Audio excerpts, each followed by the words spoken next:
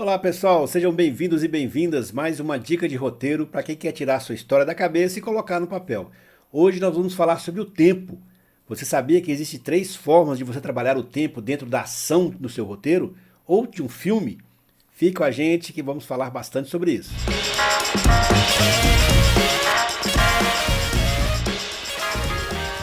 Muito bem, pessoal. No filme existem três tipos de tempo: o tempo real, o tempo fílmico e a moldura temporal. A forma como o tempo será mostrado na tela é função do roteirista. Se ele não fizer uma indicação adequada, a direção ou a edição é que irão tomar essa decisão. É isso mesmo, pessoal. Você tem que deixar muito claro como você quer trabalhar o tempo dentro do seu roteiro, dentro da ação ou dentro de um filme como um todo. Se você não tiver uma indicação adequada, quem vai tomar essa decisão é o diretor do filme ou o diretor de edição. Porque nesse momento, com esses recursos, é que você consegue dar uma maior dramaticidade à cena ou imprimir uma velocidade na narrativa. Então fique bem atento. Se você não fizer essa indicação, não tem como reclamar depois, porque a decisão vai estar tomada e a produção já foi gravada, o filme já foi feito. Então quais são esses três tipos de tempo? Primeiro é o tempo real, que é o tempo que uma ação leva para se completar, o tempo fílmico, que é o tempo para mostrar a ação ao público, e a moldura temporal, é o prazo de conclusão de uma ação que o público é capaz de antecipar. Então vamos falar sobre o tempo real. A maioria das cenas transcorre no tempo real da ação, ou seja, o tempo da ação que vemos na tela seria o mesmo no mundo real. Contudo, pode-se encurtar um pouco esse tempo, e isso se chama elipse. Muito bem, pessoal, vamos explicar um pouquinho melhor. Se você gravar uma cena como ela aconteceria na vida real e mostrar isso na tela, esse é o tempo real. Ou seja, aquilo que eu gastaria para fazer de verdade, eu acabo fazendo no mundo do roteiro. Se uma corrida, por exemplo, um velocista, que aí demora seus 10, 9, 10 segundos, se eu gravar toda essa corrida nos 10 segundos do tempo que aconteceria mesmo na vida real, é o tempo real dentro do filme. Mas aí você tem que ter um cuidado muito grande, porque isso às vezes fica chato, fica enfadonho, ou você acaba perdendo a oportunidade de trabalhar com outras informações e dar uma certa velocidade ou uma dramaticidade maior à cena. Quando a gente usa um recurso para pular determinado tempo dentro desse tempo real, a gente está dando, na verdade, uma elipse. Ou seja, eu começo mostrando a cena, mas eu posso dar um salto nela e mostrar uma outra coisa e aí sim completar o final da ação. São vários exemplos que nós temos de elipse no cinema. Um dos mais famosos é do filme 2001, Uma Odisseia no Espaço, do Stanley Kubrick. Se você não viu esse filme, dá uma procurada na internet aí que essa cena é clássica. Tem um primata que fica batendo com osso, né, num animal já morto, e de repente ele joga esse osso para cima. Quando esse osso vai rodando, rodando, rodando no céu, ele acaba se transformando imediatamente numa nave espacial.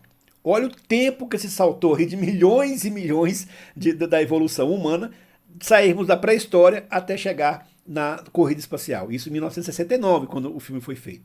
Então a elipse é, na verdade, uma ferramenta que você pode pular esse tempo. Vamos trabalhar melhor esse conceito. O que é uma elipse? A elipse é um termo que vem da literatura, né? Um termo literário, que significa a missão de uma palavra ou palavras que podem ser inferidas facilmente a partir do resto do texto existente. Ou seja, há um jogo aí com a audiência. Você não pode fazer uma elipse se você não identificar que a plateia vai conseguir reconhecer ali que houve um salto no tempo e que ela vai compreender a mensagem que você quer passar. Olha só, da mesma forma, uma elipse narrativa é uma omissão intencional de alguns eventos. Eu não preciso mostrar toda a corrida de 0 a 10 segundos, né, de uma história. Apesar desses fatos fazerem parte da cadeia narrativa, o autor escolhe não os incluir, ou seja, eu decidi não mostrar todos os 10 segundos. Cabe ao espectador usar a lógica e a imaginação para reconstruir os fatos omitidos a partir dos que foram mantidos na narrativa. Isso é muito importante, pessoal. Você tem que compreender que a audiência tem que entender que aquilo foi simplesmente um salto, que ela vai entender a lógica toda da narrativa. Se eu mostrei a corrida, a largada, mas eu consigo ali acelerar um pouco, não acelerar de fazer ficar mais rápido, mas de dar um pequeno salto para a chegada do final já, a pessoa tem que entender que aquilo ali não mudou nada da ação dos 10 segundos. Então você tem que ter muito cuidado ao usar a elipse, senão você pode acabar confundindo a plateia muito mais do que economizando tempo ou dando velocidade à narrativa. Um bom exemplo de um filme gravado em tempo real, do que as cenas realmente aconteceriam, É esse filme aí, O Festim Diabólico, do diretor Alfred Hitchcock, que é de 1948. Ele é um filme todo gravado num tempo real, no tempo que a ação realmente acontece. É o filme como se fosse uma peça de teatro gravada. Mas veja bem, esse filme foi apenas um na história.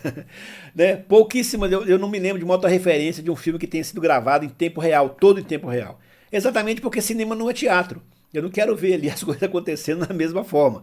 Eu quero ter exatamente poder ver a linguagem cinematográfica com o uso de vários outros recursos dramáticos para poder me contar uma história bem mais, com bastante mais informação do que um teatro. Mas valeu a experiência, tanto que foi um filme clássico, festejado até hoje e vale muito a pena você assistir esse filme. O filme ele tem muito mais de 1 hora.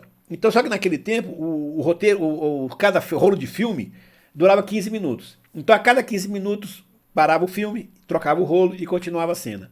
Então, o Hitchcock adicionou alguns recursos ali para poder facilitar ali essa troca. Você pode pesquisar na internet e você vai ver isso muito bem.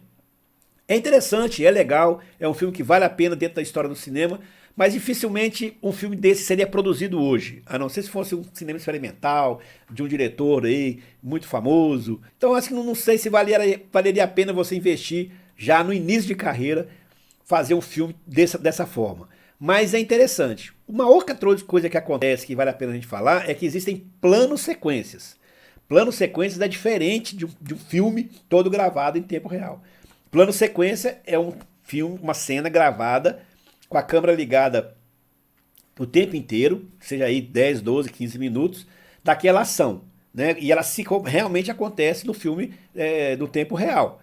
Mas isso é um plano sequência dentro da estrutura do filme, não é um filme inteiro assim. A outra forma de utilizar o tempo é o tempo fílmico. É o tempo da ação que não leva em consideração o tempo real. Um bom exemplo que eu coloquei para vocês aí é o Matrix e Meu Ódio Será Sua Herança, um filme que é um clássico aí do faroeste. Então, pessoal, quando eu tenho uma cena que eu consigo ali, dentro daquela determinada ação que vai acontecer da sua cena no início, meio e fim, eu consigo colocar outras coisas ali, ou dilatar aquele tempo, aí é o tempo fílmico, e a maioria dos filmes são feitos assim.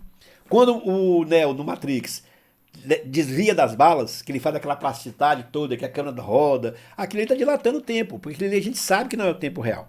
Mas ele não vai interferir no tempo da ação. Eu sei que aquilo vai acontecer, vai me levar para alguma coisa. Então o público não se importa com isso.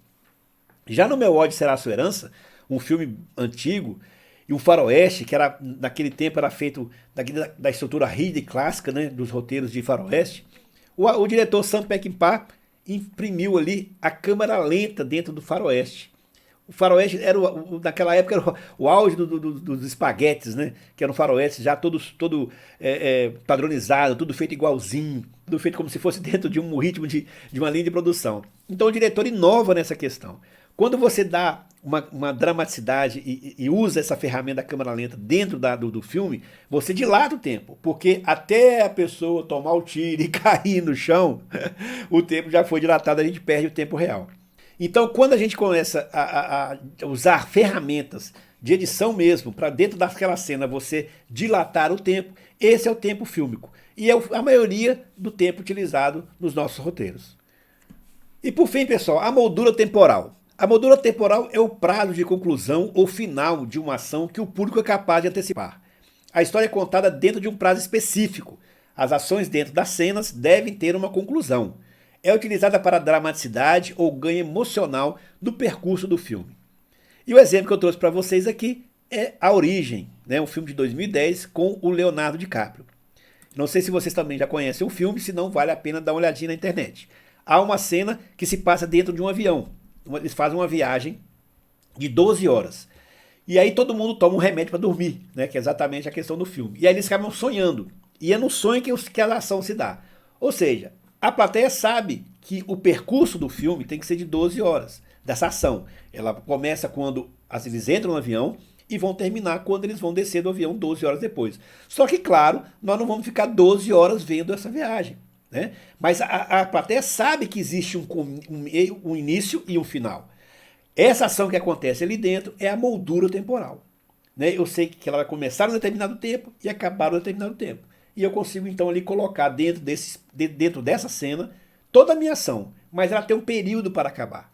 a partir do momento que vai chegando perto do final, que aí eu vou controlando esse tempo, se dá essa moldura que a gente fala de moldura temporal. Então são essas 3 formas que você tem de trabalhar o filme. Geralmente, a mais utilizada é o tempo fílmico, aquela que você pode brincar com as cenas, colocar novas informações, né? Por exemplo, o exemplo que eu dei da cena do velocista. Vamos dizer que ele começa a largada, mas aí ao invés de eu mostrar os 10 segundos, nos 5 segundos eu dou um flashback e volto lá na infância dele, ele lembrando de quando, ele correndo e lembrando de quando ele estava lá treinando descalço.